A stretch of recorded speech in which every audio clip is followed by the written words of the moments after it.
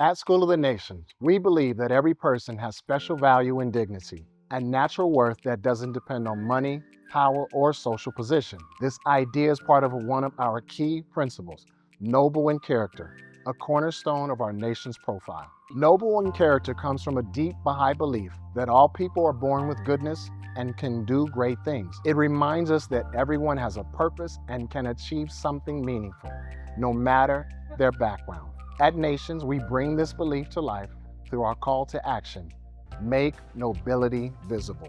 Making nobility visible means showing our best values in the way we act and treat others. It means choosing respect, kindness, and unity, no matter someone's nationality, gender, or social background. It's about seeing the value in other people and helping them see it in themselves. As educators, we work to help our students grow academically, but especially in character and spirit.